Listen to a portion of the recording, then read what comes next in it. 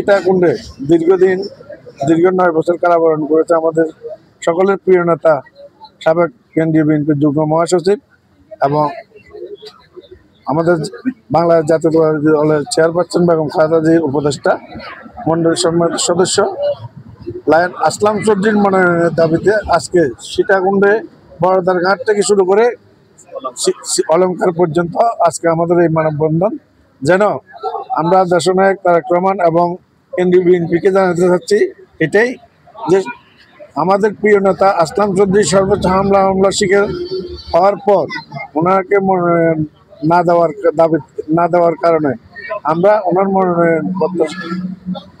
মনোনয়ন দেওয়ার জন্য আজকে মানববন্ধন করেছি। আজকের এই মানববন্ধন আমরা আমাদের বাংলাদেশ জাতীয়তাবাদী দলের চেয়ারপারসন দেশনেত্রী বেগম খালেদা জিয়ার উপদেষ্টা মণ্ডলীর সদস্য জনাব আসলাম চৌধুরী মহোদয়ের মনোনয়নের দাবিতে আজকের এই মানববন্ধন।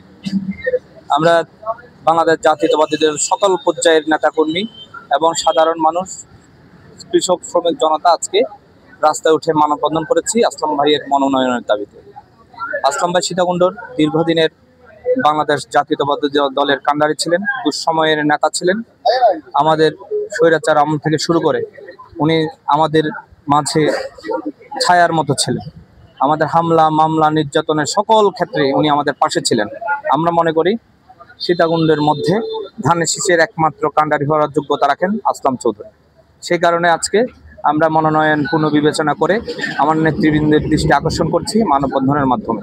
আমরা চাই সীতাকুণ্ড সাধারণ মানুষের এই চাওয়াকে, সীতাকুণ্ড সাধারণ মানুষের দাবিকে আমাদের কেন্দ্রীয় পর্যায়ে যারা আছেন এবং দেশনেত্রী বেগম খালেদা জিয়া তারুণ্যের অহংকার, আগামী দিনের প্রধানমন্ত্রী ইনশাল্লাহ আমাদের দলের ভারপ্রাপ্ত চেয়ারম্যান জনাব তারেক রহমানের দৃষ্টি আকর্ষণ করছি। এই মানববন্ধনের মাধ্যমে আমরা নীরবভাবে, সুশৃঙ্খলভাবে আমাদের আসলাম ভাইয়ের মনোনয়ন দাবি প্রত্যাশা করছি। কাছে আমরা প্রত্যাশা করি পুনরায় মনোনয়নটা ফিরে দেওয়া হোক, এই দাবিতে আমরা আজকে বার্তা দেওয়ার জন্য মানববন্ধন করছি।